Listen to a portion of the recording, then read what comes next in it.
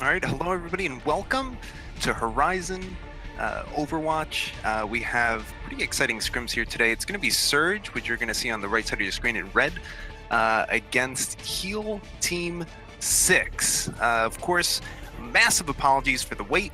Initially scheduled to start at 8 o'clock p.m., but as we've mentioned many times before on this Twitch channel, this server is located in North America. So, Dancer, how you doing today, buddy? I'm great, and I'll tell you, Arg, a good pun is worth waiting for. I think Heal Team 6 is my favorite name we've ever cast. I'm a fan. I gotta say, I'm a fan. I mean, you either gotta go for a dope name, I think, if you're naming your team, or you gotta go for like a meme team name, and that's just so great. Like, it took me half a second, but like, I think it's funny. I think it works. So. I'm happy. I don't mind waiting a little bit to get my scrim on, and I say let's do this. You know, that's how I feel right now. Yeah, about 10 seconds until doors open. Just trying to understand what the defense that I'm looking at is. It looks like we've got an Ana and a Mercy coming in.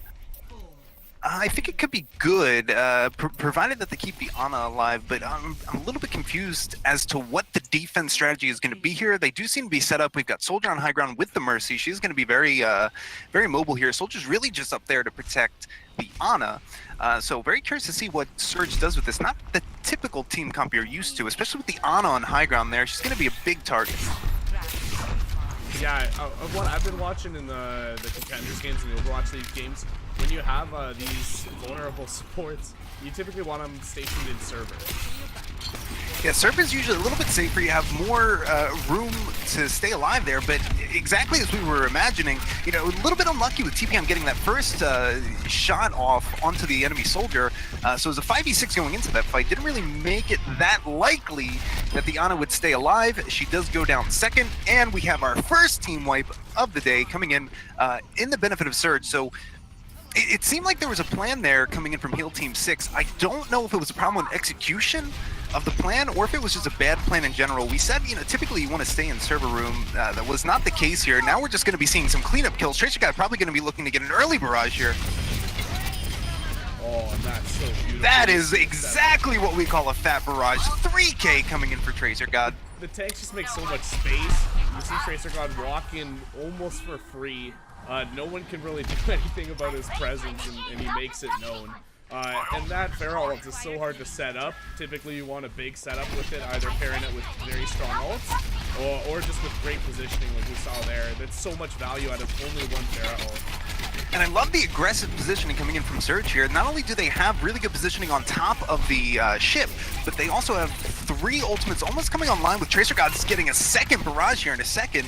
And that's one of the biggest problems. So when you go for one of those, you know, the defenses that we saw coming in from Heal Team 6, it's great if it works out, if you can get the nano boost in quickly, but the problem is the moment you get rolled on the very first point, you don't really have anything left. The enemy team has position on you, they're getting the exit kills, that means that they're getting more and more ult economy on top of you, and this is exactly what a snowball looks like. Anytime you hear somebody referencing getting snowballed in Overwatch, doesn't necessarily mean that the defending team is bad. It's just, you know, that first pick that came out on the Heal Team 6 Soldier, that really just dictated everything we've seen into the game up until this point. Now, there is a chance for Heal Team 6 to come back, but they're going to have to get a couple of ultimates tied together here. They don't really have anything great for combos. Maybe Meniscus can get in there with a Diva Bomb, try to get everybody, you know, freaking out over that, and then Rainy can come in with the blade behind it. None of he's dead, though. TPM taking him out with a headshot.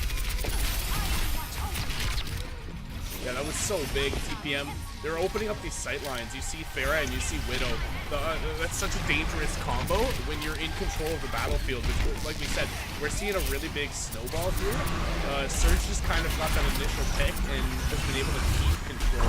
So we're gonna have to see a really big ult either by the Genji or a big play by the dive to get the space back. Although it does look like the fight's sort of coming down a little bit.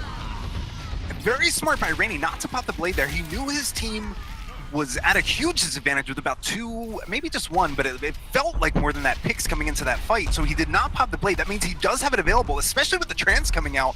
This might be the moment that Heal Team 6 needed to be able to cap this point and at the very least stop the snowball for a moment, get some breathing room.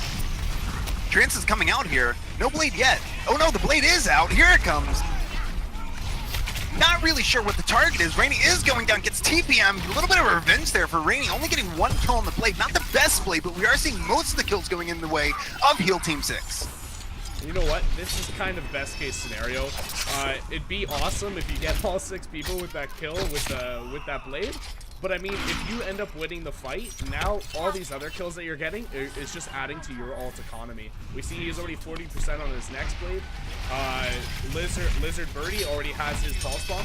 Things like this don't happen when you get a quick team fight with 1 ult. So although it wasn't on purpose, it does kind of work out to their favor to not have that white base. And then also keep in mind that we have Val coming in, but unfortunately dying very early in the fight is Honey. So Heal Team 6 is going to be at a huge disadvantage here. They don't have Valkyrie. If they can hold the fight long enough, they will be able to, at the very least, stave off this aggressive attack that's coming in from Surge. TPM just doing so much work here, laying down a lot of damage. Baby Jesus getting the Diva Bomb kill on Rainy, so this looks like it's going to be pretty much it. Honeybear's not been able, Honeymoon has not been able to do anything on this point. Did pop Valkyrie there, but died very quickly because of it. One of the huge advantages that we're seeing coming in from Surge, especially on that last team fight, is the ability to take out the Mercy, right? So many times that Mercy was focused down, Rexius on Surge's team also had Valkyrie coming online, used it, and there was nobody on the enemy team who was able to actually get the kill on to the Mercy who's Valk. It's hard enough as it is, but if you have everybody who's ground-based, I think the only thing that Heal Team 6 had was maybe a Winston who could get the height enough to get to the Mercy, but certainly not going to be able to take Mercy out if you're solo Winston. No, and we've seen the blade used to do it before, but it's just not reliable, and if you don't have it up, like you said, the only way you have to get damage up there is your Winston. That's certainly not going to kill her. And I was going to mention earlier, it was such a fast-paced attack there that we never got the opportunity, but as I was saying, you typically want your support stationed in this security room or server room. And that's only, it's not always, because very often, and especially the old meta, we used to see Zen placed up on that high ground where you see the Widow or where we see the Soldier. But the problem is when you're playing sightline characters into the Soldier just has such a big disadvantage. He's not going to win the long-range duel against a Pharah or against a Widow. So what they do is Pharah starts pumping the damage from far away, and it's all boosted damage because Rex basically never got off him that entire time.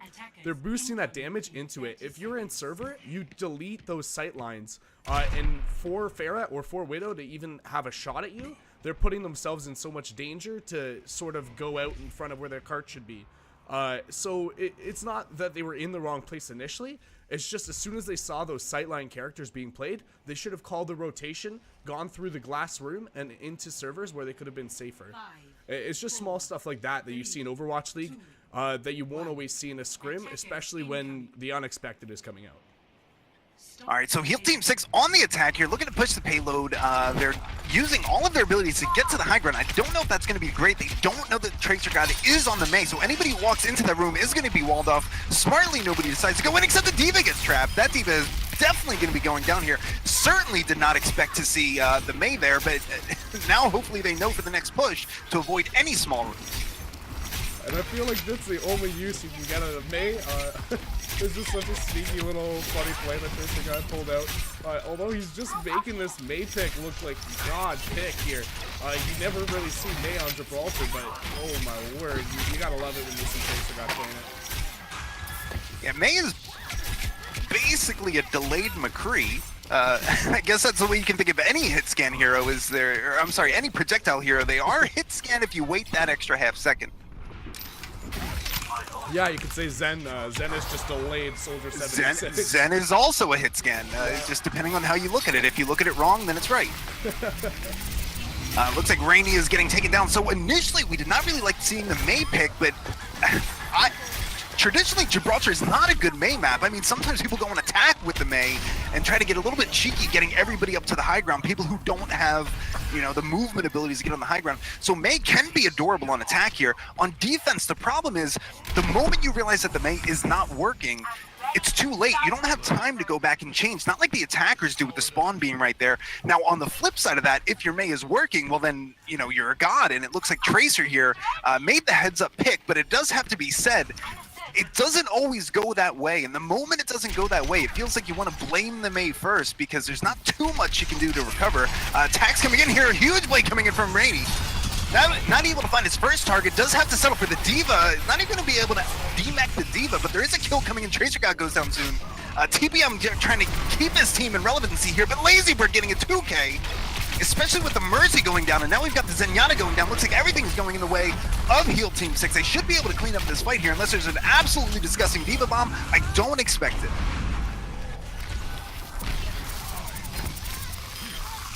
Now, the crucial thing to understand here is, yes, they lost that fight, but they also ate about, what was that, 2.5 minutes off the attacking team's side? Or, I'm sorry, over the attacking team's time. So yes, you lose, but at the end of the day, you're really winning, because now there's so much left, so much time, there's only so much time left in the game to be able to push through the hangar's phase, at the very least get to the very end of the map. You know, Surge was able to complete this entire portion and all the way to the end with 2 minutes 50 seconds left on the clock. Let's see if Heal Team 6 is able to get, at the very least, to match that time. And it's Stagger City up in here right now. Like, Surge just kind of refuses to get the regroup. It looks like they kind of got a bit of footing to the defense there, but this Mei will have to be so big for them to get it back. It looks massive. And Lizard Birdie is taking everybody out. There were 3 frozen in that, but Mei was not able to follow up on her own. Luckily, Marvel is there, one of the Zen gods that we've seen on this channel many, many times. He knows exactly where to be, and his shots are always on point. So at the very least, we're able to get a little bit of breathing room here. And we're seeing Zens pop up on both sides. Cloud taking out Tracer God. I expect to see a switch here. Now that the Mei ult is used, not really too much value coming in from the Mei. I think you can try and squeeze the last remaining value out of Mei if you wall off these spawn doors, but right now it's a little bit too late. The attack's already in. And Marvel very smartly hanging onto that trans, waiting for the Genji Blade, but unfortunately for Rex, taken out by the Genji Blade, so out DPSing. Remember, Transcendence does not make you invincible. It's 300 heals per second, and if you're already a little bit low, or the enemy team is dumping a lot of damage into you, it is not going to save your life every single time, and Rex found that out the hard way, dying to the Genji Blade early there. I think Lizard Birdie is popping up once again. Every single team fight, we're seeing Lizard Birdie pop off with 2, sometimes 3 kills. There's got to be an answer for this Widow. And just the defense hasn't been able to set up properly to actually do a full dive to try and do anything about this Widow. They're always just getting staggered. That entire hangar face was basically just one big fat stagger. So I really want to see the hard call for everyone to either die or get out. They're wasting way too much time, and they're going to actually miss their opportunity for a full regroup here. Now, taking a look at the ultimates that we have on both sides, Surge does not have anything available for them, and certainly not going to be able to build anything, provided that Lizard Birdie is just standing here getting free shot after free shot. Taking a look on the other side, Rainy has another blade coming online, likely going to be pocketed by the Mercy, if not in Valkyrie form, because Valkyrie is one of the quickest building ults. You can see it's just ticking up there, already at 82%, 83%. This is the moment for Surge. This is the moment where they can turn the fight right here, stop the snowball, which we did see coming in from their attack last time, but it's got to happen now. Rainy popping off, getting the first kill on the Zen. That's huge. Not a whole lot happening after. It is a 5v5 right now. Actually, make that a 6v5 because the Mercy comes in, gets a fat res on Marble. Marble's probably one of the better people to have up in a fight. He had that Transcendence available, but even if he didn't use it, we know he's probably getting a kill or 2 in the fight. Adrian definitely looking to use the Monkey's Primal Rage here, but he does want to, you know, finish his entire health pool before doing that to get the most value possible out of Winston. Knocks Rainy away, says not today. Rainy's able to make it back. He's not dead. The Cyber Ninja is unkillable. You pop him off, he holds his dash, he knew it was coming. He planned it, 900 IQ, and you can't beat the mind of Genji. Now, we did see this when the roles were reversed. When it was Surge on attack here, we did see that kind of last-minute stand, that little bit of breathing room, which is what Heal Team 6 needed. But then, of course, we saw Surge just walk back in and cap the point. The question is, with 1:30 left on the clock, you have 3 different ultimates available. We know Mercy's ultimate Valkyrie is going to be coming online for Honey. Are you able to make that final push to get it to the end? Technically, if we're going by time bank, Heal Team 6 lost, but we don't really care about, wins and losses. We care about performance in the fight, and this is the moment for Heal Team 6 to shine. Let's see what they do. Rainy trying to pop off once again, getting the first kill on the D.Va Mech. Cloud popping off, getting a headshot onto the Widow. It looks like all the kills are going in line. This is exactly what Heal Team 6 needed. It feels like the trance just has no effect. With a giant right click from Marble, he takes out Genji's all the time with that right click. This is the Zenyatta to learn from. It feels like Marble plays at like an Overwatch League caliber. Maybe not at the same caliber, but he's doing a lot of the same things that those Zens are doing. A lot of those Zens feel impossible to dive, or at least impossible to 1v1. Marble so often comes out on top of these flanker duels. I just love it's absolutely incredible, just the patience that he has. Now, Baby Jesus was able to get that first pick, but then Marble just cleaned up, completely stopped that attack. We've got one final attack coming in, 20 seconds left on the clock.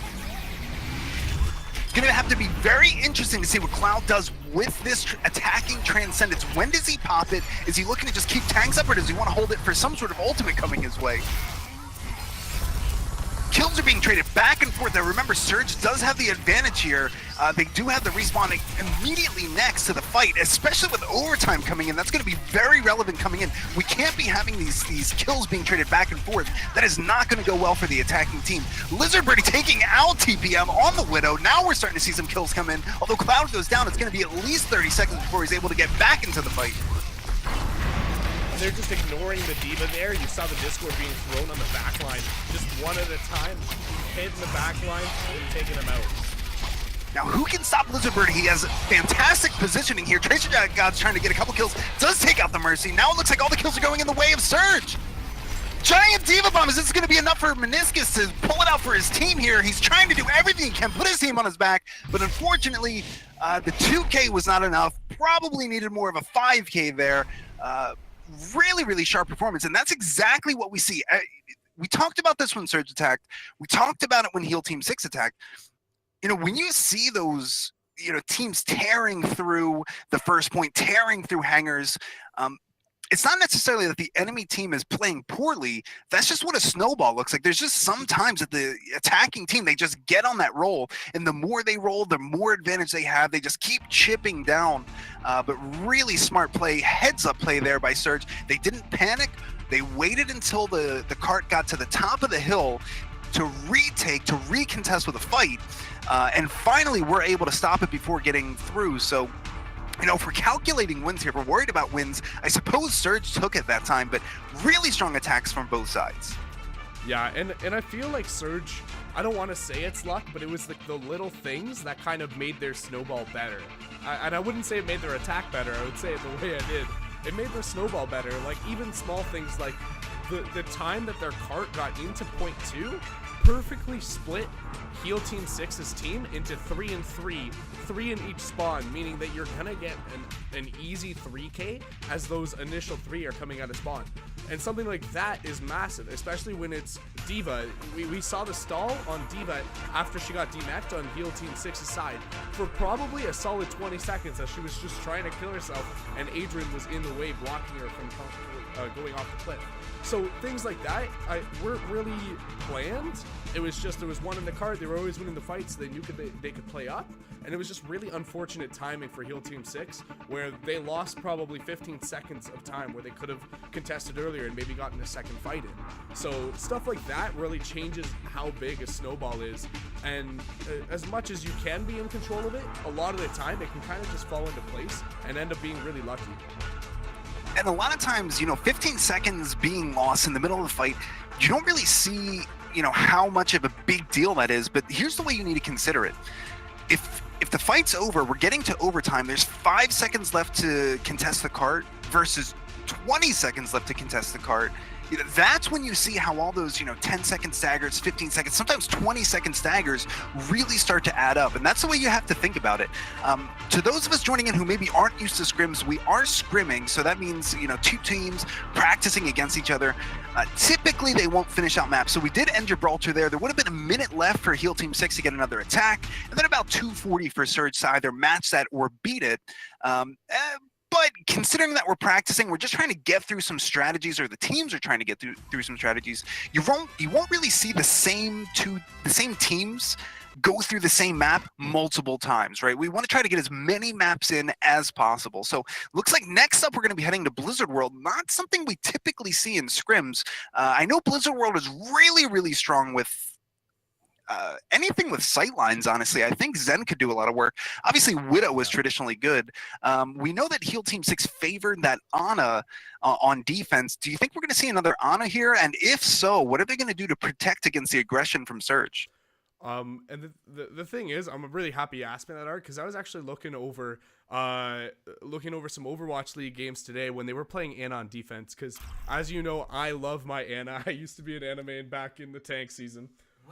And so what you typically do to defend your Ana is you put your tanks on defense very, very far up. It's as easy as basically your tanks are where your enemy tanks want to be. And that way, if the whole team collapses on them, all they do is use their shift and get out. It's something small like that. Your Ana can pocket you, maybe you'll get a kill, but you just position them in a place where they can jump back to peel, or if they want, they can jump into the back line, or they can counter dive once the enemy tanks dive. Just being where your enemy tanks want to be denies them so much position and gives you so much power. It basically makes it so that the Ana is undivable in one shift movement, which just means, maybe for the people that don't understand that, Winston won't be able to get to your Ana in one jump, which means if he does want to dive your Ana, he's going to jump, wait 4 seconds, and then jump again. That 4 seconds basically will lose you the game, because you'll either get jumped when you're useless, or your backline will get jumped and you're useless for 4 seconds. You can't go back to help them. So, and that's one of the most interesting thing about tank play back and forth, right? Especially if you're playing dive. One of the best things to do, whether you're going to be doing counter dive, you're really waiting to see when the enemy team's tanks uses their movement abilities, because the moment they land, they're going to be as vulnerable as they're ever going to be. So that's the moment that you capitalize. And that's what makes tank play so interesting. It's not just Reinhardt holding shield at the choke. Rarely is that ever correct. I would actually even go farther than that. I would say it's almost, I'm going to say it. It's never correct to just hold right click at the choke if you're Reinhardt. Absolutely not. No, because you're wasting your time. But the reason, the important reason is, if you're going to be playing that Reinhardt, and it looks like Hotmu is going to be on the Reinhardt, what you're trying to do there is you're trying to just take the space from the enemy team. You want to have this cleave damage with the hammer that can hit 6 enemies at once, but you want to make them on their heels a little bit. That way they can't really push in. They can't feel as comfortable as they want, and they might have to use their movement abilities to get away from you. So it looks like we are going to see some Reinhardt v Reinhardt battle. I'm really interested in where these strats came up, or like where both teams got the idea to run Reinhardt. Because typically in a sightline heavy map, you want to run dive so you can deny those sightlines. But if both teams are running the Rein and running that a heavy tanky comp, they must have gotten it from somewhere. It's just a little strange to me that they both thought of doing this. So the moment Surge saw the enemy team, Heal Team 6, go bottom right, they knew, going straight back to the point is the correct place to be. Habu is trying to get the charge off, not really going to work, especially with a McCree there getting that flashbang, getting the kill, and this is going to be all kills going in the way of Surge. Such a huge deal. This is the moment that you see why I think it's unlikely for Heal Team 6 to take this point. They're probably going to take it closer to like a minute left on the clock, and here's why I say this. Take a look at Rex. He's the Moira on Surge's team. He's at 86% ultimate. Now Cloud is at 90% ultimate. That's actually insane. He has a lot of tanks to heal, but if you take a look at everybody else's ults on the left side, on Surge's side, they have almost every single ultimate coming up. Take a look at Heal Team 6. They've got almost nothing coming up. They're a little bit lacking in that department. We're gonna see the big play. With a giant shatter, Adrian knew exactly where the enemy team was coming from, got the flank shatter ready. And now it's just cleanup damage. He was able to do so much damage, about 50% with that cleave, swing with the Reinhardt hammer. He's able to do so much damage that the rest of his team can hit 1, maybe 2 shots from whatever distance they like, and they're able to clean up on those kills. So one shatter took the fight for them, and now Baby Jesus has that Graviton Surge coming up. I've seen him play Zarya before. You should expect this Graviton to be coming out within the next 10 seconds. And that's what you want to be doing. I've said it a million times. I say it every time I see the Ryan Zarya. You should be rotating these out. So 2 ultimates invested there. Trance was coming out. Make that 3. Bomb came out. I think it was a little bit much, a little gratuitous there, because that was such a fatty Graviton Surge that came in from Baby. I love the enthusiasm, and they do still have Adrian's giant hammer coming down for another Earth Shatter, and then of course Rex coming in with a very useful, remember that Moira ult is doing damage to the enemy team, about 70 DPS, but it's also healing your allies for about 140 HPS, so it's going to be a great game-swinging ult here. Adrian has his second hammer before Hotmu has his first, so I want to see how he uses it.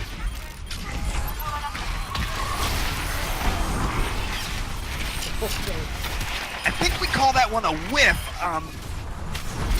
No, I'm going to call that one disgusting because we have a team kill here. Hotmu wanted that shatter. He wanted it so bad. I love where his head's at. He's trying to be aggressive, but unfortunately he's not able to find anybody in his sights. And then, Adrian just drops in behind. Again, this is what's so important to see. This is where games are won. Hotmu has 8% to his next hammer. Adrian has almost 50% to his next hammer, and that's why it's so important. If you're going to invest ults, you have to make sure that the ultimates are going to be relevant, because if you don't win that fight, you're at a huge disadvantage for the next fight. 20 seconds left. Another Graviton Surge coming in here from Baby. Is he able to get any kills? Not through that. I was going to say not through the barrier provided by Lucio. TPM getting a 4K with the high noon. Hello play of the game.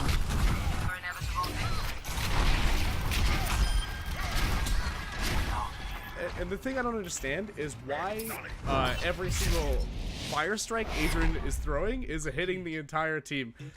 One team's running a D.Va and the other is not. D.Va's only job should be eating those fire strikes, because then Ryan doesn't get ult. He doesn't get to ult you every 5 minutes like he is right now. And so that's what I did not like. I agree with you, Dancer. I really didn't like the lack of change coming in from Heal Team 6. Let me add one more thing to your point here. D.Va's going to go ahead and eat those fire strikes, because I think I saw the same one. Adrian got like 30% from one fire strike.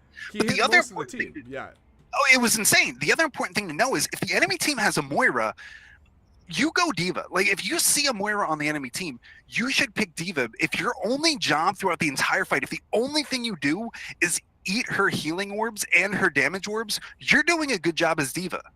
I 100% agree with that. Yeah, you don't like. You only have to focus on these really small things, especially, I know there's a McCree and you get tempted to try and always save your teammates, but if you save your DM for, like you said, only these abilities that are coming up every 8 seconds, save it for the Moira orb, for when Tracer God hits a hook. Actually, I don't know if they had a hog on both sides, but for those small things, the things that only come up every 6 seconds but can win games, that's enough for you to get value out of your D.Va. And if you're wasting your DM on just destroying a little bit of poke so you win the shield battle, that's not enough, because Adrian doesn't use his shield, like we said earlier. If you're holding shield up, you're gonna lose. Like, Adrian was swinging a lot more aggressively. We did see the ults being built just as quickly by both Moiras, but I think that's because Adrian was doing so much damage that he fed the enemy team their support ult. I don't think it had anything to do with how good either Moira was. It's just one team's putting out a lot of damage and the other team is healing it up. It's just simple as that. Moira, you don't have to be a god to get your ult quickly. You basically just throw a healing orb instead of a damage orb and you should have it. Absolutely, and now what we're seeing is a very familiar sight. This is called triple tank. So if you're not really sure how this is going to be going from Surge's side, expect them to either lose this first fight or take the first point before we hit 3 minutes 30. Because with triple tank, you want to walk in, establish dominance, establish position, and let your Moira get ult as fast as possible. That's the only reason you have tanks on your team. very quick here. They might be trying to bait out. No, it looks like Adrian is going to be taking this positioning here. He got his team onto the point. Now the question is, can his team follow up? Oh, they're taking over high ground on both. Picks being traded back and forth, but now the Mercy goes down, so Honey on that Mercy is being hunted by TPM, does get the kill. This is probably going to be it with a giant bubble on your own Roadhog. That's what we want to see from Baby. That's exactly why he plays Zarya, for moments like that. And TPM surviving the fight with 4 health, just sat on the high ground for most of that. As soon as they got up there, and I think Rainey actually gave them the positioning, no one took the stairs, they took the jump rat elevator, we can call it. Rainey pushes them up on high ground, and TPM just raining the damage down from the high ground, just absolutely beautiful. It's kind of lucky it happened, but it's really smart to take advantage of that. As soon as you get the high ground, don't leave it as the hit scan. Keep getting those easy free headshots and pouring the damage into them. They have nothing to contest the high ground with that other comp they had. The Orisa can try and get a pull, but if she misses it, your McCree's up there for 8 more seconds. And quick thing to note here, the teams had to be swapped so that each side could have their own turn going on to attack. That's why you're going to be seeing all the red, for example, right here, we're looking at Benixus, who's actually on Heal Team 6, but it currently says Surge, so names are a little bit swapped there. Sorry about the confusion, and here's what we're seeing right here. So I do appreciate that Hotmu switched onto the Winston. He saw that he needed to be a little bit more mobile. He needed to, stop the high ground control that TPM was, so authoritatively taking. But it's just not working out here. It feels like their team's a little disheveled. I would actually like to see not another fight for 15 seconds, right? Get your team together, make sure everybody's grouped up, and then push in. It's going to be very tough with this Graviton Surge that's going to be coming in from Baby very soon. I love you with the way you said that. Get your house in order. Trying to skip the reverb first. This is a little bit too fat here. So we had the Graviton Surge, we had Hammer. I think I saw a High Noon somewhere in there. I'm pretty sure I got the Mercy. Here's where I think Surge can fail. So they're fighting against Heal Team 6. They're definitely disheveled. Heal Team 6 is not able to group up here. It's a terrible stagger. You want to run into the enemy team and die as soon as possible so you can regroup with your team as soon as possible. But here's what we're starting to see. Surge on the attack here is getting very, very sloppy with their ultimate usage. It doesn't seem like they're communicating as much.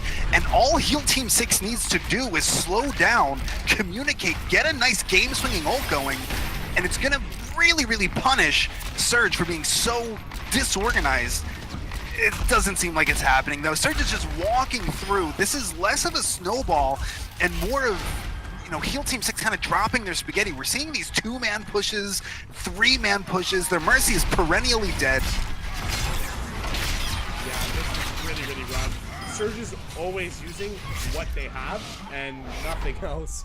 At the end there, it got really, really sloppy. They did pop everything, absolutely everything, every ult on the table to secure that point too. Which I don't think it's a horrible thing, because that walk back is horrible and that defensive spawn is broken. That defensive spawn on Blizzworld is probably the worst one in the game. It might even rival 2CP because it takes almost 30 seconds to walk back after an offensive death. So I think there was a lot of ults used on both sides. If Surge maybe did too much, not a big deal. But definitely Heal Team 6 had the chance to recover there, and they just didn't. The McCree walked in, hit a big stun, Adrian hit the shatter, and they used one ult to basically finish the map up. Yeah, I think that's one that Heal Team 6 would just as happily forget about. They got rolled. We saw the attack and defense there. Full defense, not taking anything away from Surge. That was really on the back of a lot of smart plays by Marble staying alive. And then, of course, Baby Jesus and Adrian, the 2 tanks getting, I don't know, combined somewhere around 5, maybe 6 ultimates on a full hold defense. So they're able to get a lot of value out of their tank play. Now, the question is, there's been a little bit of time for Heal Team 6 to stop, relax, breathe. Now, how are we going to make them play our game plan? Because right now, Surge is just completely taking over the tempo. They're dictating the pace of the game. that's not where I think Heal Team 6 is really showing what they can do. They need to be able to take over that tempo, win this first team fight, and then establish their dominance from that point forward and say, no, you're playing our game. We're not playing your game. So the fair is a good start. I'm surprised we're actually not seeing Honey back on that Mercy. We've seen Honey on Mercy pretty much all night. I do expect to see a switch. Maybe they're just doing the speed to get everybody out there faster, maybe get the tanks in a better position. I'm not saying you need a Mercy if you're going to be running a Pharah, but given the way that Surge has been able to answer pretty much everything you throw at them, I think Pharmacy is probably a smart play here. I'd agree with that, definitely. That boosted rocket damage, you hit it direct, it can almost just change the game, and you called it there. That's exactly what we saw. We see he waited for his Mercy, they get in position. I really like this whip around on the far left, actually. You don't see it often, but Heal Team 6 is doing a good job setting up on the point here. Kind of, like you said, they're dictating the pace of the game. Watch Surge chase him. All this positioning is because of what Heal Team 6 does. And I don't really think that Heal Team 6 is getting a whole lot of value. They did get into a pretty good position here, but they're not doing too much with it. Cut the VOD, because now they cut the VOD again! We're getting 2 kills, make that 3 kills back and forth. I did not think that Heal Team 6 was in a position to get anything done. They were taking way too much time. We're able to get a couple of kills, but then Tracer God walks back in with that Pharah, takes the fight back for his team, and this is exactly what Heal Team 6 did not need. Tracer got 80% to that, that Pharah barrage. Rainey's at 48%, and much of the initial fight, the first 20 to 30 seconds, Rainey was just floating out, not hitting any directs. Tracer God was, and that's why we're seeing such a huge discrepancy in those ultimates. And I think Rainey was doing the right thing there at first. He never really once tried to take the fight with Tracer God. I think that shows really good discipline. I don't like seeing the Pharah duels too often. Speaking of which, unluckers. Actually, no, I take that back. That is not unlucky. That is Tracer God's phenomenal projectile aim there. Really smart play. They're not taking any of these Pharah duels, and at the very least, Tracer God's not taking these Pharah duels until he feels confident that he can win. He had the Mercy pocket. The rest of the team was dead. At that point, you may as well kill the Pharah as well. We got 50% capped already for Surge. Now, there are almost 6 ultimates coming online for Heal Team 6. I really hope they don't blast everything altogether. In fact, I hope they don't use anything at all, because they have lost this fight. Yeah, it'd be the greatest recovery to witness now.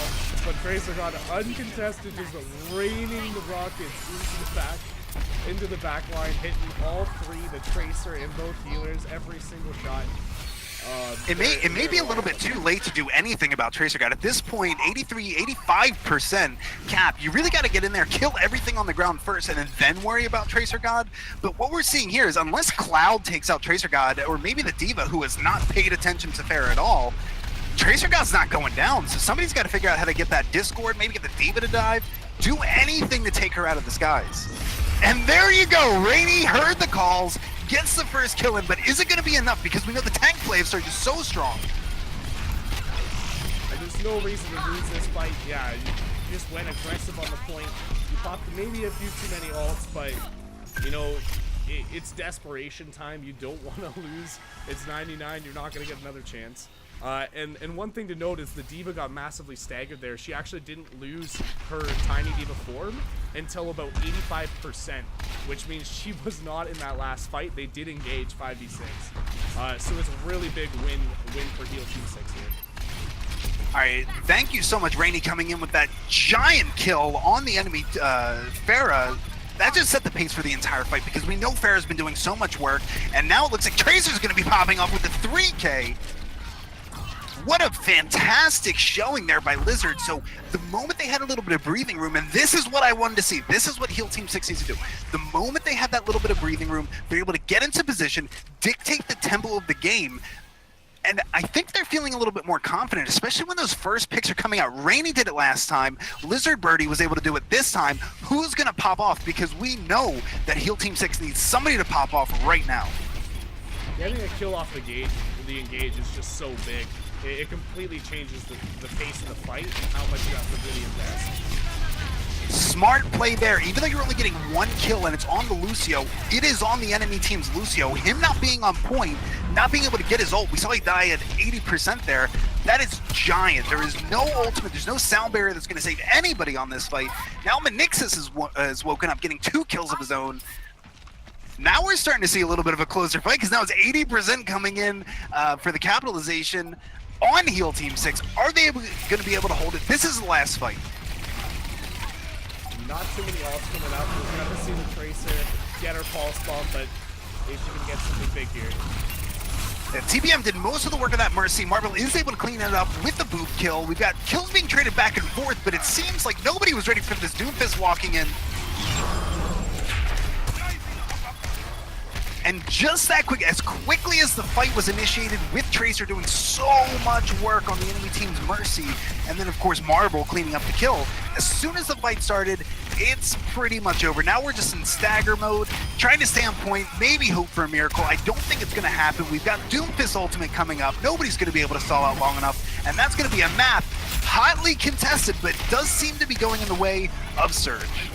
And I'll tell you right now, the Doomfist pick into this... With the giant punch, I'm so sorry to laugh at your misfortune, Lizard, but that was fantastic. Well, that's great. You love the Tracer punches. When Doomfist can get it off, it makes you feel so good. Those pesky flankers just dying instantly. And the Doomfist pick at the last minute here, I don't think that works when it's not 99 to 99. But when it is, you know where the fight's going to be. It's going to be on point. And that point has basically the perfect amount of space for Doomfist to work. Your E ability or your punch will get you anywhere in that room, but then you can also play the windows and the doors for a bit of cover. So coming in, knowing that, hey, we're going to play on this point, the Doomfist is just such a smart choice. You don't need a pocket. You don't need anything.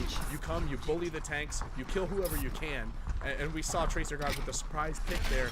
He did so much work, hitting every ability over and over. Little surprised we're not seeing triple tank coming in from Surge. We know they favored that a lot back on Blizzard World. This is a great map for it, but they are going to be going with the Junkrat. I think that's smart. It's certainly smart when you get 2 kills immediately like that. So the enemy team's Moira doesn't, she's down. D.Va doesn't have mech. It's going to be a very easy team wipe here. Tracer God already coming up with the Junkrat tire. Before the first fight is over, he's at 90% here. This is going to be really tough to come back from. Once Junkrat has his tire, he's going to be having it once every 30 seconds to 45 seconds, especially if you play the way Tracer God plays. So now the question is, it's not even like it's an ultimate anymore. It's basically on the same cooldown as Mercy Res. How do you play around that? It's so difficult, especially on this map with the small corners, the small approaches. All you do is you spam it and you get your ult. So Rainy trying to get a little bit of work in on his own. He is able to get 1 kill onto Adrian. That's a huge pick. Adrian had Hammer Down coming up, but he's not going to be able to use it, at least not for about another 20 seconds here. I'm almost forgetting who's attacking what side, because they switch sides there on the rotation on the approach, where Heal Team 6 actually took point, but it's been hotly contested. So I'm not sure who has positioning or who's supposed to be where at this point. Well, it was a really, really smart play by Surge there. They saw that they were a little bit out of position when Heal Team 6 walked in, so they completely rotated left, gave the enemy team a little bit of space, and then fired back. TPM getting 1 kill. I expected a little bit more, but he's able to follow up, get the kill onto the Reinhardt, and then 2 kills coming in from Rex. Not sure if the Moira ult was needed there, but again, it's all about establishing dominance, and Rex is not afraid to do that. And we said it, the Moira ult is basically a cooldown. Like, you throw 1 healing orb, you're gonna get 30 to 40% back on it. And if you can manage a resource, that'll basically give you the rest. You shouldn't take more than 1 or 2 orbs to actually get the ult back in a mid-fight. So here comes another fight. You should expect to see the Lizard Birdie coming in with the Graviton Surge, but Marvel's going to be able to get the beat off, so I don't know how much value is going to be coming from the Graviton Surge. Beat comes out early. Adrian gets the first kill. Tracer got with 2 kills of his own.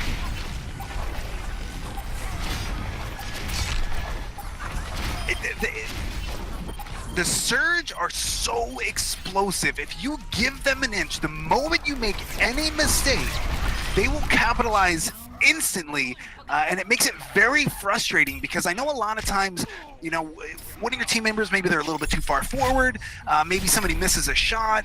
It's okay because somebody else will pop off. The problem with Surge is if you're walking into Surge and you miss that shot or somebody's slightly out of place, Surge is such a heads-up team. They have so much experience together and just individually very strong players that they're able to capitalize on that. So that's not to say they're unbeatable. It's just to say you either need that first pick or you need to play a very particular type of game plan and not stray even a little bit. How tight is your offense, and can your team stay together and maintain that game plan throughout the fight, even when things get hairy?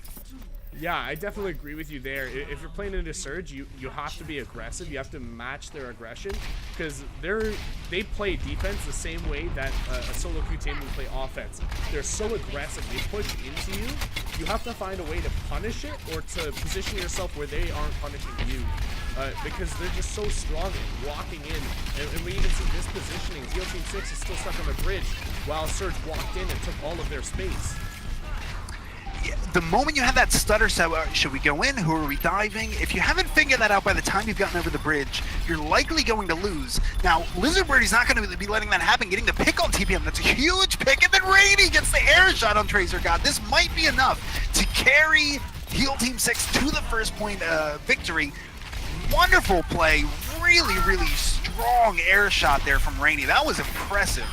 And the awesome thing about it is that there was a discord and a damage boost. So your rocket does more than 200 damage, which is more than her health if she's at full. So Tracer God, not a chance there. If he gets hit by even a single rocket, it's going to take him out. Because Rainy has that double damage pocket with the damage boost and the discord orb. Really dangerous place for Tracer God. Gets hit by one rocket, he's out of the game. All right, so Lizard Birdie does have a Tracer Bomb coming up. Again, another one of those ultimates you just use anytime you get it. Pretty much if you're getting one kill with it, you're pretty happy. It's kind of a problem if TPM walks in and headshots you to death, which is exactly what happened here. Rainey's going to have to get a giant kill here. Is able to get a kill on Marble, so the Fair Barrage does get a little bit of value there, and it looks like the rest of the team's going to be able to come and pick up on the slack. We've got a two-shot from Tracer God! You love that. We've got a two-shot, a gorgeous, please, for the love of God, Surge, do not let Tracer God down. Cap this point. Yeah, that double flick. You love it when there's a two diagonal flick where he flicks down, then flicks up and hits both shots.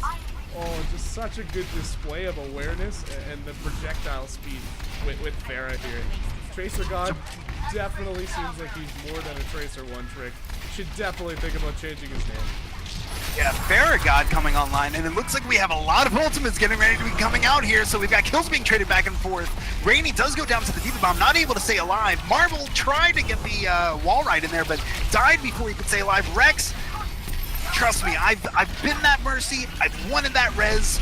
Unfortunately, didn't work out for you because the entire team was looking at you. So looks like there's going to be another lost fight here. I do not agree whatsoever with that barrage. I mean, I appreciate that we're coming up on overtime, but you got to hope that your monkey can touch in overtime, and then you get back with a barrage that actually makes sense and has a chance of working. Maybe you get one or two picks there, and that would be a huge deal, but odds are you're not going to. And what a dominant round, Heal Team 6. Not letting Surge anywhere near their point, not giving an opportunity to do their thing, just always being aggressive, getting first picks.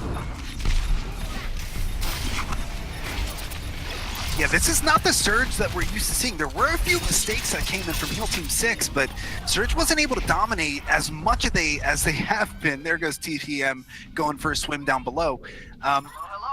But it almost seemed like we had some sort of role reversal. Maybe it was the fact that they were down 2-0, but Heal Team 6 was much more dominant, much more confident on that one. They were able to get, you know, the initial picks are great, right? But if you remember that very first fight, they were actually down in that fight, and they were able to take it back from Surge. They clawed it from Surge.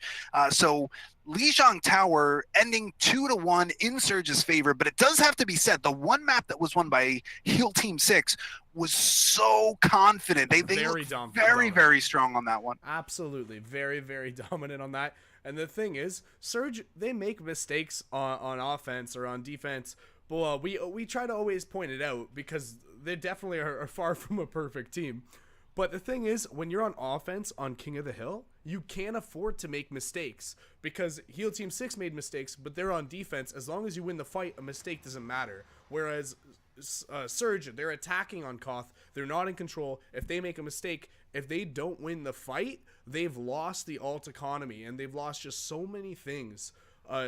So if you're defending on Koth, not as big a deal. You can make those mistakes and try and just stall out the point and make the best of a bad situation. On attack, you make a mistake, much bigger deal. And if you don't win that fight, it's typically a throw. Yeah, and I mean, it has to be said, the 2-shot by Tracer God Beautiful. onto the enemy fair. I wish I could F9 from my side. I want to save that clip in my Overwatch, but really, really strong performance from both sides there. Looks like we're having a little bit of a team meet here while we wait to find out what the next map is going to be.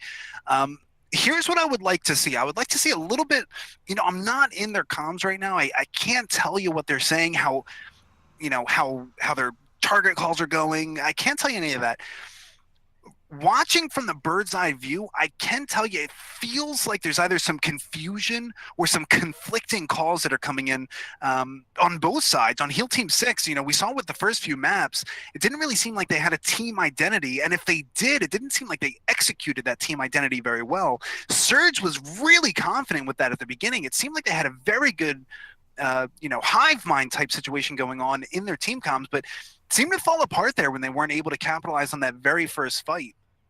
I think one of the big problems for those two maps that Heal Team 6 lost as well was that Surge's tanks went very unpunished. Rexo was always with Tracer God, so you don't have a main healer. You're relying on just a Lucio to heal up your tanks. Not enough. And so the way that Adrian and Baby Jesus play is very, very aggressive, very in your face, very in your grill. And they don't really change that playstyle when Rexo isn't with them. Rexos. So what we saw in that third point was the much bigger punish on the Monkey and D.Va on the engages. Well, we brought up the fact that Adrian and Baby Jesus had took the bridge for their team and bought all that space, the entire point, all of courtyard, and forced the enemy back to their bridge and almost back to their spawn. But at that point, Heal Team 6's tanks were pretty healthy. They were all above half and probably all above 75% health, whereas Adrian and Baby Jesus were very low, almost around 25% their health. And so that's more of the punish coming in. Like we said, for Heal Team 6 to win these, they're going to have to start to punish the aggressive positioning. And I think that's 100% what we saw to win that first fight. Like you said, Surge had the advantage, but Heal Team 6 pressed where the sore muscle was. They got in the right spot, the Achilles heel, and they really just tore apart Surge's team from the tanks up. So I think that's what led to the really dominant showing on Lijiang Tower at the end there. And one of the things that you should really be doing as Mercy, and I do this, and I'll stop doing it once it stops working.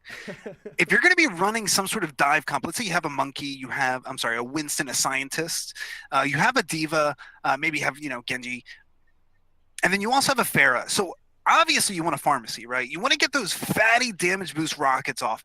The moment that your Pharah calls out who she just directed, McCree, 2 bars, your tanks are going to be diving in. That's when you, as the Mercy, you need to disconnect from your Pharah and get in there and pocket your tanks. 2 things are going to happen. Let's say, for example, you jump onto the Winston, my favorite pocket target. I actually prefer pocketing Winston more than I prefer pocketing a Pharah. And here's why. You're either right-clicking with the damage boost on your Winston, so he's able to dole out a considerable amount of damage in a short period of time, or you're healing him. Now, here's the great thing if you're healing your Winston. If the entire enemy team is shooting your Winston, you're either going to save him with the heals, or they're going to waste all of their resources just to kill him. You don't really care that he dies because the entire team's staring at this Winston while you have a free Pharah up above, raining damage down. You've got Genji diving in, getting reset after reset with his shift ability. It just makes it so much easier. If you can kind of bait the enemy team to focus on the wrong target, a little bit of smoke and mirrors, it allows your DPS to fill in the space that your tank just made with damage. Yeah, and the thing is, Mercy, I forget the exact number. I think it's about 60 healing per second. every second you're on that Winston, he has 60 more health. So if you're pocketing for 10 seconds, he basically has 1,100 health. That's the way I kind of like to think about it, and that's just a lot of It's HP. tough to get through. It is tough to get through, and especially if you start the pocket earlier on and you're not trying to just save his life, but you're supporting him as he goes in very early, and as soon as he takes that big damage, you heal it right away rather than trying to recover the health pool. You're just always replenishing it. All of that gets increased value and takes more and more time. Like you said, that time's a really big deal. It just buys time for your Pharah. You know, how much is 5 seconds in Pharah rockets? Well, I'll tell you, it's probably about 7 Pharah rockets, which is a lot of damage if you can hit even half of them. Yeah, and it's so important. And that's, you know, that's what you don't see on ladder a lot. You don't see tanks who have the confidence in their healers, which is understandably so. You don't really know the people you're playing with, so it's kind of tough to trust them. But you don't really see tanks creating space a lot. You know, we joked about this earlier. You see Reinhardt standing at the choke holding up shield. Then their shield goes down, and then everybody dies, and then the Reinhardt's mad, right? Well, no, you got to help us out. Make some space, and then we can occupy that space. But the only way you can make that space is if your healers are there keeping you up. And the only way your healers stay up is if your DPS is occupying the space. So it's this wonderful symbiosis that each of these different members have. You rarely will find that on the competitive ladder, and that just comes from, you know, these are people you don't know. Some people aren't even talking. Maybe some people are a little bit frustrated, let's put it that way. But even if you have a group of people who are individually good players, that does not mean that they understand how to play together. And that's what I love highlighting about scrims. This is what's really incredible to me. It's less about individual success and more about what can you produce as a team. Now on defense here, we see Tracer God back on the Mei. I'm 100% fine with this. She basically acts as a third tank. So now you're running triple tank with the Moira and Zen. It's going to be very difficult to break this. Even if you walk in, you get blocked off by that Mei, or you get trapped in by that Mei. So let's see how Heal Team 6 responds to this. They're coming out with the Reinhardt. I do like the Reinhardt. A little bit late on that Mei wall. Was not expecting everybody to walk in, and let's see what she can do with it. Looks like the Reinhardt is at 1 HP. Who's going to get the kill on him? He's getting healed. Moira is getting so much ultimate charge right now. We're seeing a balloon up 70% for Cloud. Tracer God makes it up on that second wall. Does actually separate the Rein. That's the big difference there. As soon as you separate it, Soldier had the high ground, kind of pumped the damage into his head, and they cleaned it up. And after that, it's all your positioning. The world is your oyster with that Mei wall. It was a really hardy attempt by Heal Team 6 there. They took big advantage of that whiff on the Mei wall and just moved straight to point. If they had been able to move every single player on point, it probably would have been a win there, because you get no more value out of Mei's wall once the team stops moving. And this is the fight you want to see right here, because now we've got Quantank walking in with the Moira ultimate. So much HP is being pumped out. It's going to be very difficult to get too much done here with the Graviton Church coming in. Oh my gosh, so much CC! We just want to play the game, Mei. We just want to play the game. So absolutely savage. The Moira ult there from Cloud was essentially the golden goose, right?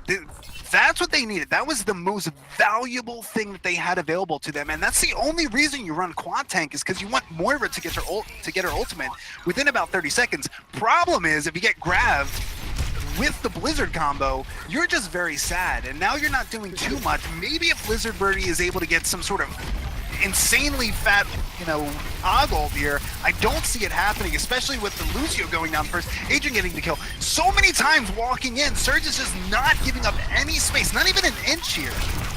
And it feels like Mei is invisible to the enemy team here. He just basically stopped trying to flank at this point. He's standing at the door because the enemy is so focused on getting the perfect speed boost. They're doing a really good job. Actually, I don't think I've ever seen anything this clean as Heal Team 6, being able to this consistently get their entire team on one side of the Mei wall. So I'm actually very happy with that. And oh no, we saw the accidental use of Lucio barrier. I hope that wasn't intentional, because that's not going to be much. I'm going to reserve judgment on that one.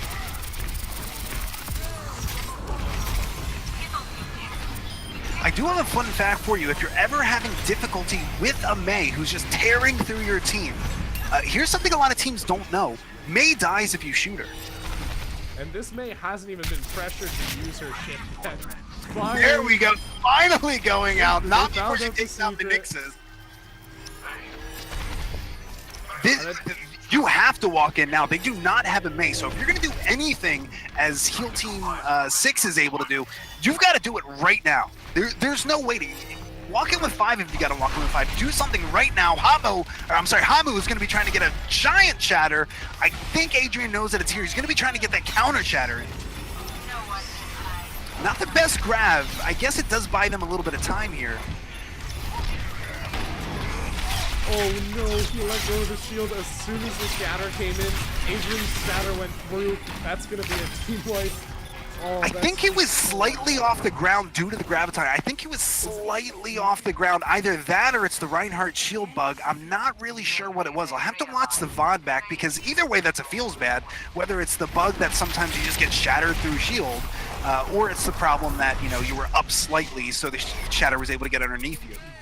See, I think maybe it was a bug, but I think it was probably he released the shield a second after the shatter came, and there's that sort of delay time where there is that 0.3 or little bit of 0.5 delay seconds where when the shatter hits, if you let go of shield after you've blocked it, if that sort of stun time is still active, it can actually hit and after you've blocked. So a lot of the times, I know that's what happens to me. I'm not a main tank man. I actually am very, very bad on the Rein when it comes to the Reinhardt mind games and blocking shatters and all that.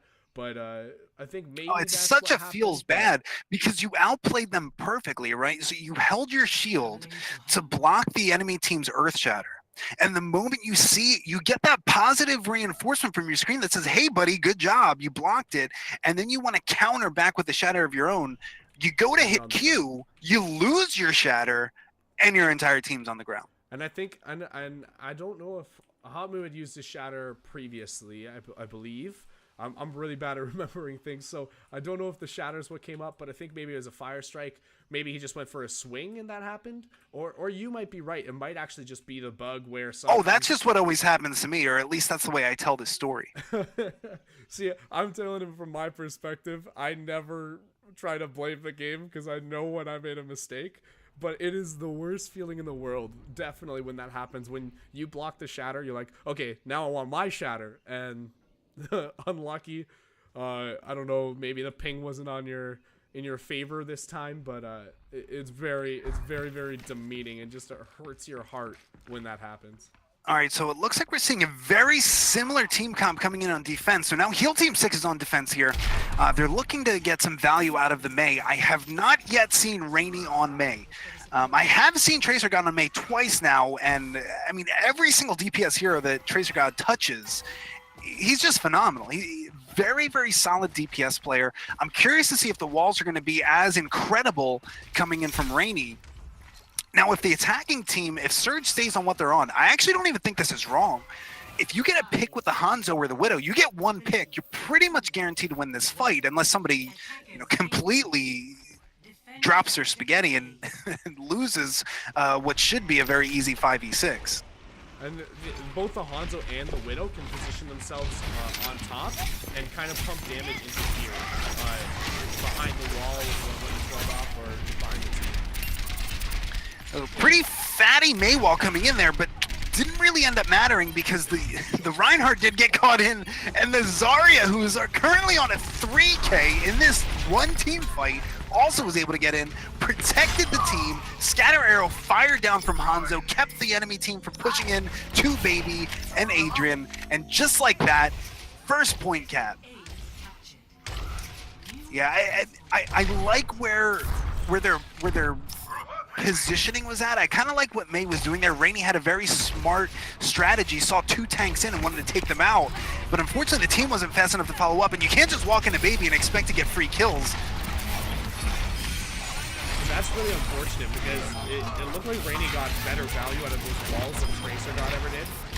But the team just wasn't on the same page, or maybe it was the call was a little bit late to do the follow-up. But and there's 2 points, and poor Cloud. got headshot initially before the fight even started on point B, got headshot taken out, rezzed by Mercy, 5 seconds later, taken out by TPM again.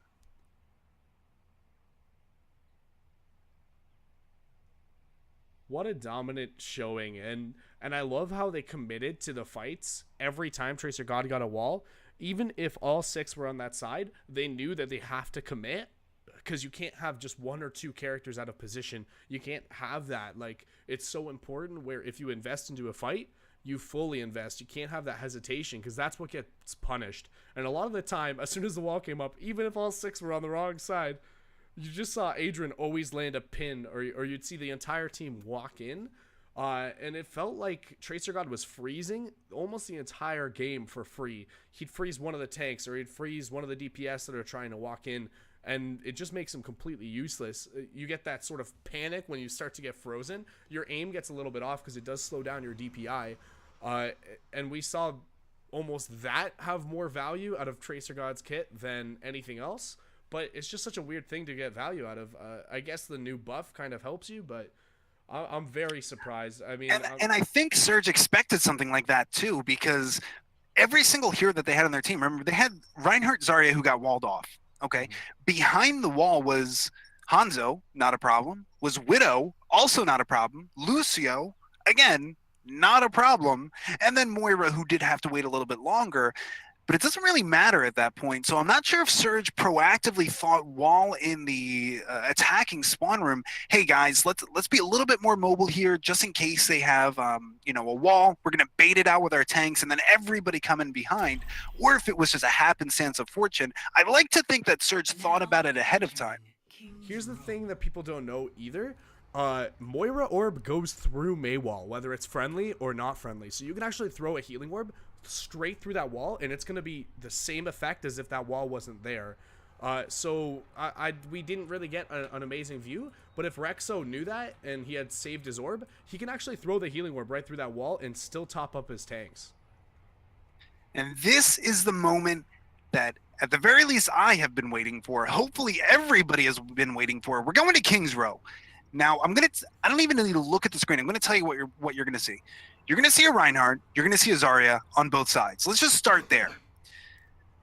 Likely, every single thing that each team does should be to support Rein Zarya. Whatever you're going to do, you have to make sure that your Reinhardt and your Zarya stay up. The moment your Zarya dies, that's like a death sentence for the entire hold, right? If you're on defense and your Zarya goes down early, that means the enemy team is going to have their Graviton way before you, and they're just going to be constantly steamrolling over and over again. So this is going to be a battle of the tanks, one of my favorite types of battles. And very interesting thing to note, Marble, the Zenyatta god, is currently on Junkrat. Did you expect to see this?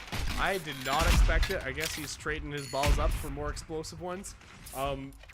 It's the same premise. You're basically just shooting a projectile into the enemy. I guess you need even less aim with Junkrat. I mean, how hard can it be? Jake does it. So, Marble, let's do it, buddy. I believe in you. I haven't been unimpressed with Marble before, so I'm gonna just believe that he won't disappoint me now. Don't get too excited for that Hanzo. He's probably just staying on there to get walls, see if anybody's in a hotel. Maybe you're going to stay a couple of extra 30 seconds to a minute, try to get that sneaky headshot. Not where I would expect a Hanzo to be. Don't really want to be down there. You want to try to get some sort of high ground advantage, but it looks like they're going for the alley strat. Big problem with the alley strat is when you do that into a Junkrat, you either don't have Reinhardt shield or somebody's going to die. Yeah, it's a lot of... Oh, no, that's... Oh, but he's taken out with the body shot Sonic Arrow from Rainy. And this is why Rainy picked Hanzo. Now I get it. He's making it work. That first shot down a corridor. I don't want to say it's an easy shot, but it's definitely being lined up for you. So he does his job. He hits it, then cleans up with the low ground shot after that. Definitely making that Hanzo pick work for him. Adrian thought about it. Oh, I wanted him to do it, but he smartly decides not to go in. So taking a look at the Reinhardts here, they're pretty evenly matched. Ult's coming up at about the same time. Taking a look at the Zaryas, pretty much the same story there, but you really got to just pay attention to what Rainy's doing here. he didn't stop at that first quote-unquote lucky strike. He was able to get 2 more kills throughout that fight. That's a huge deal, and he's giving his team so much room to move because you don't want to line of sight this Hanzo. There's not too much you can do with the Hanzo who can shoot through walls with Dragon. He does not care about your line of sight. Fantastic. I would have even called that a zoning ult, but the enemy team zoned right into it. It was just really high IQ. It's one of those checkmate plays where either the Hanzo ult's gonna kill them, or they're forced to run into you with half a team, so you're gonna kill them. Love that. Absolutely beautiful. Good use of the Hanzo ult. It's very similar to the Pharah ult. It's hard to get value out of, and you really gotta be good at the character and good at spatial understanding to get value out of them like that without a big setup. All right, expect some fireworks here. TPM getting the first kill onto Rainy, and we have Graviton Surge being available for both sides. Reinhardt Shadows being available for both sides. TPM trying to get a few more kills. Adrian is able to get one, taking out Habu. That's going to be almost guaranteed a team wipe here. That's what I like to see from Zarya. That's what I like to see from Baby. He's not afraid to use his Graviton Surge. Doesn't really matter, you know, if he only gets a couple. We know on King's Row, you're able to build that Graviton Surge so fast that, you know, you get 2 in there. As long as one of them's a healer, you did a good job. If you're gonna win the fight with it, you did amazing. And I mean, 2 is a ton to win a fight. Plus, you get that Ryan out of the way. TPM put that easy headshot damage in. He was sitting right above him. What an amazing play! What an amazing setup. You can see how bad Hamu wants this shatter. He wants it so bad, and Menixus goes down without using Graviton Surge. That is not the correct way to play Zarya. That's so dangerous there. Like we talked about it earlier. You have to be the ones to engage. If you're that far forward, what are you waiting for? It's well, take a look at this. You're absolutely right, Dancer, and here's why it's so important. Let's say Menixus used the Graviton Surge there and got one person. Let's say he whiffed it completely. Okay. Baby and Menixus had Graviton Surge available at the same time. Menixus is still holding on to the first one while Baby already has over 50% to the next one. That's why you use it. You should use it to initiate the fight. Even if you're just going to be trading for, let's say, Zook's ultimate for his beat drop, that's a good trade. You're going to get grabbed back. Please use it. Hit Q. Yeah, holding it forever. There we go with the Graviton Surge. Let's see if it was a little bit too late. It does look like it was way too late in the fight. TPM cleaning up. You know, Moira was able to use her ultimate there. Did most of the damage, but TPM, nothing to be taken away, is able to finally clean up. So now after all that long time waiting, Menixus is down to 3% for the next grab, and Baby is going to have it probably midway through this team fight, if not earlier. Yeah, Baby might even be able to get it with the poke. He is zero charge, so going to be a little bit rougher. Going to build it basically half as slow, but we will see it in the mid-fight. Hamu has to carry with a fat shatter here. Let's see what his strategy is.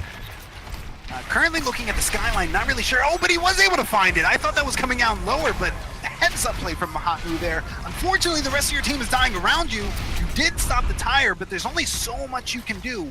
And now, again, think about your ultimates, right? How long has Hamu had this Earth Shatter? He's at it for quite a little while. It's the slow engages that are really hurting Heal Team 6 here. You can't be indecisive and you can't be slow. And one thing to note is that Heal Team 6 doesn't have a Lucio, while Surge does. So if Surge wants to engage, all they have to do is hit shift. Jump the corner and use it, please! Shatter! Do it! They win the fight, but I want to see some more fireworks! Wanting more. Listen, if you are in a position where you are that scared of the enemy team Reinhardt blocking your shatter, then jump out from behind the corner, and at the very least, you hope to get something. You have a chance to get something. Not using it at all is a guaranteed chance to get nothing. Rex is coming in with the Moira. Looks like they're going to be trying to hold this point here. Rainy not able to get a lot of value there, but Marble is getting a 2K on both of the tanks. Nobody's going to be able to use ultimates coming in. Certainly not Hotbu. He was able to get a little bit of value there, but now he's dead, and now everything is going in the way of Surge. It's just cleanup duty at this point. And this game's really being dictated by the strength of Junkrat's Riptide, which that's not what we were expecting when we started talking about King's Row. King's Row should be dominated by the Reinhardt and the Zarya being lifted up.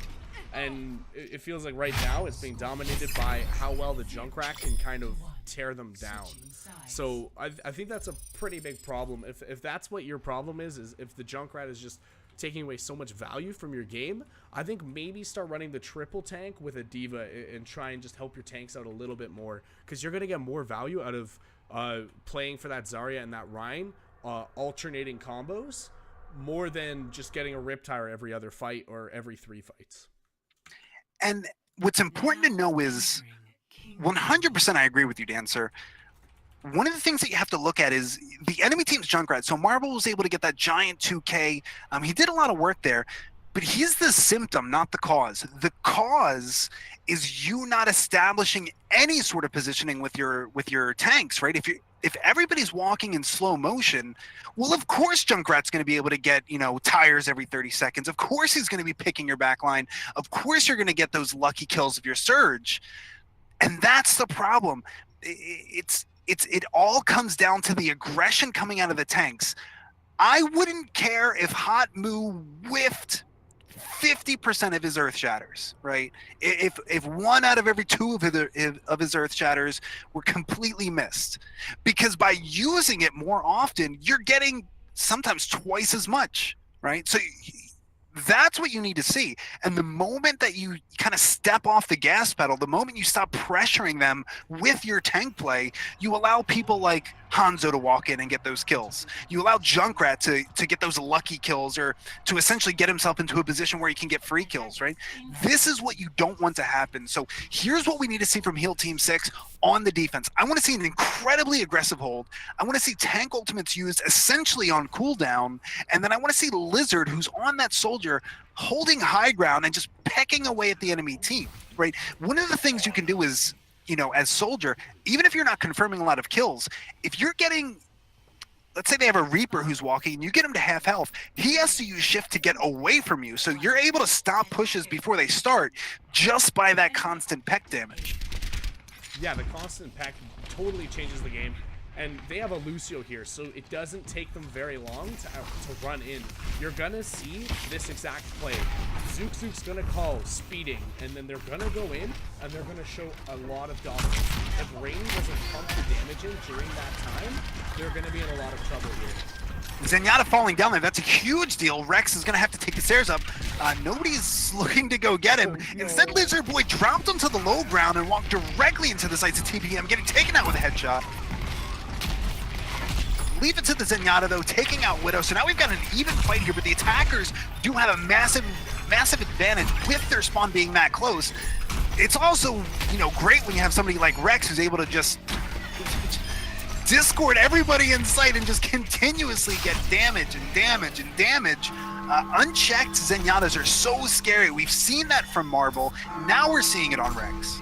I think a little bit of Marble rubbed off on Rex. He really did show good awareness there. I think he was discording the right targets every single time. He definitely hit a lot of his shots. You see, he has that high ult charge, and you know that's not from healing, because basically they don't need healing on this team. They're just blowing it up so quickly. Oh, you're not going to make it out, honey. What an incredible stagger. You 100% in a situation where the rest of your team dies. Your job is to go run in and die as fast as possible. Trying to make it out in a situation like that, that took about 20 seconds for her to die, another 15 to respawn. So you just set your team back 35 plus seconds. I really don't like that play. And what we're seeing now is another snowball from Surge, but here's the important thing to realize. How did this snowball start? This started from Lizard, who was on the soldier, dropping down off high ground, not advised, and then walking in and trying to take a Widow duel, also not advised. And from that moment forward, Surge has been so dominant walking in. They have all this ultimate advantage. They're essentially uncontested. This might be the moment for the turnaround, though. Rainy coming and getting a kill. Now Cloud, not only taking out the tire, but taking out the Reinhardt. Oh my gosh, this is exactly what they needed.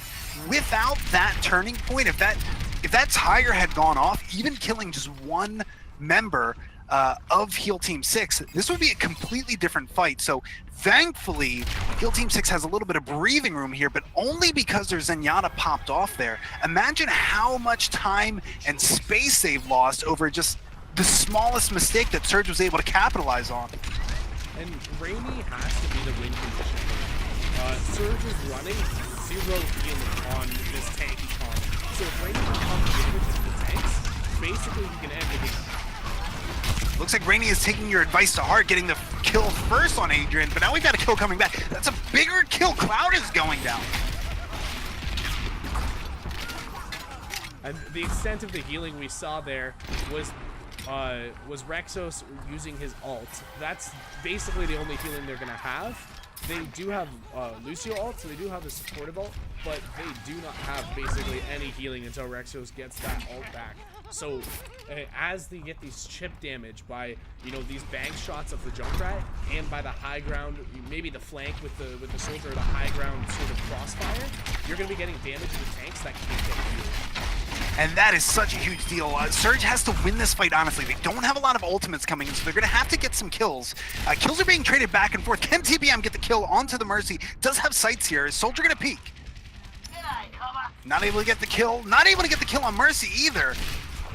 Oh my goodness, please switch cameras. Mercy actually got the kill on TPM. That is what we call unlucky. And he had all the tools. With Widow, you don't recover your health back, so...